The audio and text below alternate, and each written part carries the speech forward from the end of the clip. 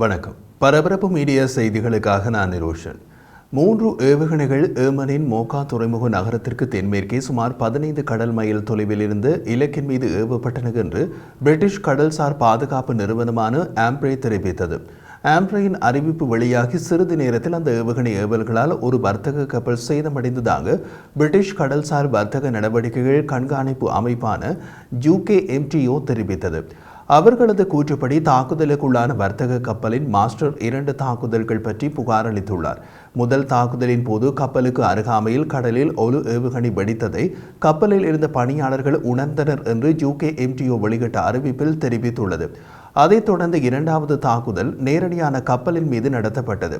கப்பலை தாக்கியவை 2 ஏவுகணைகள் என்று நம்பப்படுகிறது. இதன் விளைவாக கப்பலுக்கு சேதம் ஏற்பட்டது என்று UKMTO மேலும் கூறியது. கப்பலுக்கு ஏற்பட்ட சேதம் எவ்வளவு தீவிரமானது என்பது குறித்த தகவல்கள் ஏதும் வெளியாகவில்லை. செங்கடலில் ஒரு பிரிட்டிஷ் எண்ணெய் கப்பலை ஹவுதி இயக்கம் குறிவைத்து தாக்கியதாக அந்த இயக்கத்தின் ஆயுதப்படைகளின் செய்தி தொடர்பாளர் யாகியா சாரி அறிவித்தார். பல பொருத்தமான கப்பல் எதிர்ப்பு ஏவுகணைகள் மூலம் இலக்கு நடத்தப்பட்டதை உறுதிப்படுத்திய அவர் ஏமனில் இருந்து ஏவப்பட்ட ஏவுகணைகள் நேரடி தாக்குதலுக்கு வழிவகுத்தது என்றார். தாக்குதலுக்குள்ளான கப்பலின் பெயரை அவர் வெளியிடவில்லை. பிரிட்டிஷ் போர்க்கப்பல்கள் செங்கடலில் உள்ளன.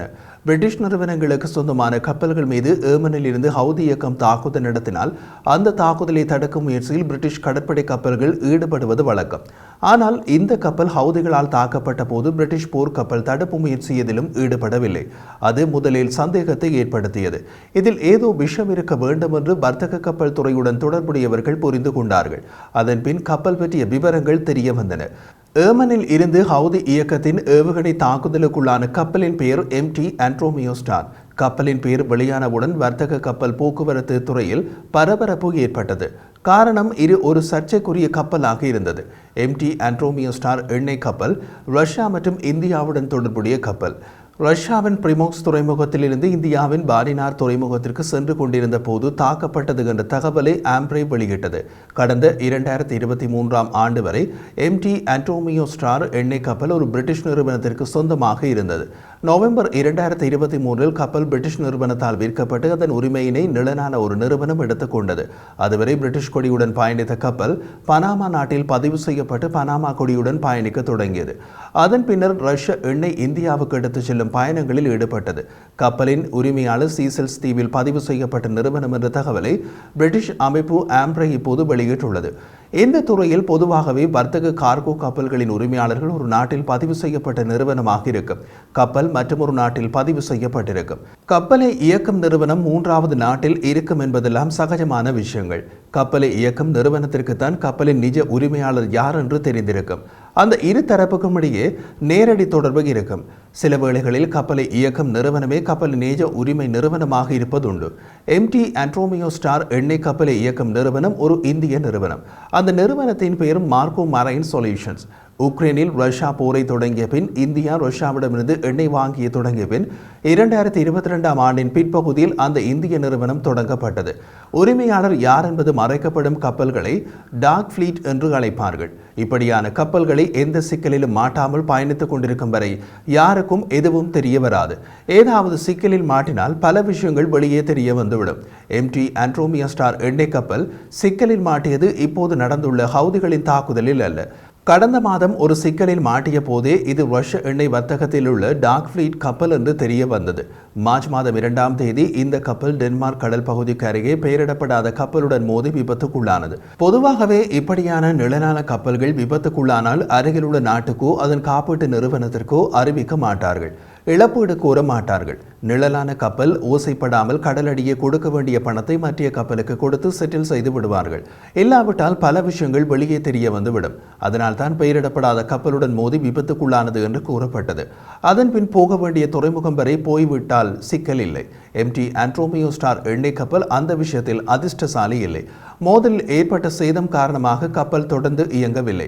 AISன் தரவின்படி கடந்த மாதம் 2ஆம் தேதி காலை சுமார் 7 மணியளவில் டென்மார்க்கின் ஜூட்லாண்டில் வடக்கு முனையை சுற்றிய போது டேங்கர் கப்பல் மெதுவாக சென்று திடீரென்று நின்று விட்டது. அதன் பின் காட்சிக்குள் டென்மார்க் வந்தது. MT ஆண்ட்ரோமியோ ஸ்டார் கப்பலுக்கு சேதம் ஏற்பட்டதை டேனிஷ் கடல்சார் ஆணையம் உறுதிப்படுத்தியது. கப்பல் டென்மார்க்குக்கு இழுத்து செல்லப்பட்டது. கப்பலின் காப்பீட்டு பத்திரங்களை காட்டுமாறு டென்மார்க் கேட்டபோது கப்பல் இங்கோஸ்ட்ராக் என்ற ரஷ்ய காப்பீட்டு நிறுவனத்தில் பதிவு செய்யப்பட்டது தெரிய வந்தது. கப்பலை இழுத்துச் சென்ற செலவு பழுது பார்க்கும் செலவை கொடுக்க ரஷ்ய காப்பீட்டு நிறுவனம் மறுத்து அதை கப்பல் உரிமையாளர்களிடமே வசூலித்துக் கொள்ளுங்கள் என்று கூறிவிட்டது. கப்பல் டென்மார்க்கால் தடுத்து வைக்கப்பட்டது. மார்ச் மாதம் 16ஆம் தேதி வரை டென்மார்க்கின் கோபன்ஹாகனுக்கு தெற்கே நங்கூரமிட்டு நின்றது. உரிமை நிறுவனத்தின் பிரதிநிதியாக கப்பலை இயக்கிய இந்திய நிறுவனம் பணம் செலுத்தி கப்பலை மீட்டது. அதன்பின் டென்மார்க்கின் ஓடன்ஸில் உள்ள கப்பல் பழுது பார்க்கும் முற்றத்திற்கு இடம்பெயர்ந்தது.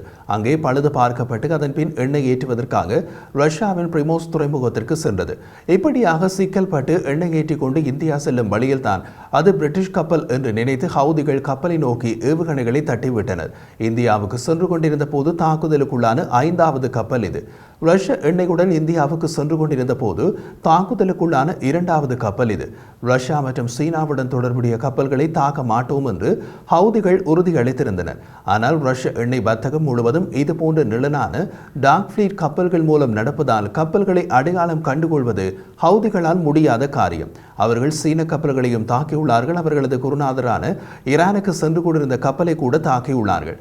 டார்க் ஃபிளீட் கப்பல்கள் விபத்தில் சிக்கினாலோ தாக்குதலில் சிக்கினாலோ காப்பீட்டு நிறுவனங்கள் கையை விரித்து விடுவார்கள். இந்த வகை காப்பீடு பெரும்பாலும் காப்பீட்டு சான்றிதழ் பெறும் நோக்கத்திற்கு வாங்கப்படுகின்றன. கப்பலில் காப்பீடு சான்றிதழ் இல்லாவிட்டால் பல துறைமுகங்களில் நுழையவே முடியாது. கப்பல் உரிமையாளர்கள் தான் சொந்த பணத்தில் எல்லாவற்றையும் பார்த்துக் கொள்ள வேண்டும். ஹவுதி ஏவுகணை தாக்குதலால் MT அன்டோமியோ ஸ்டார் எண்ணெய் கப்பலுக்கு என்ன சேதம் ஏற்பட்டது? கப்பலால் தொடர்ந்து பயணிக்க முடியுமா என்ற எந்த விவரங்களும் இதுவரை வெளியாகவில்லை. செங்கடலில் பல மாதங்களாக ஹவுதி தாக்குதல்கள் உலகளாவிய கப்பல் போக்குவரத்தை சீர்குலைத்துள்ளன. பல கப்பல் நிறுவனங்கள் தென்னாப்பிரிக்காவை சுற்றி நீண்ட மற்றும் அதிக விலை கொண்ட பயணங்களுக்கு வழியமைக்க வேண்டிய கட்டாயத்தில் உள்ளன. கப்பல் போக்குவரத்து மீதான தாக்குதல்களுக்கு பதிலடியாக அமெரிக்காவும் பிரிட்டனும் ஹவுதி இலக்குகளுக்கு எதிராக ஏமனில் தாக்குதல்களை நடத்தின. நவம்பர் முதல் ஹவுதிகள் 50க்கும் மேற்பட்ட கப்பல்களை தாக்கி ஒன்றை கைப்பற்றி மற்றொன்றை மூழ்கடித்துள்ளனர்.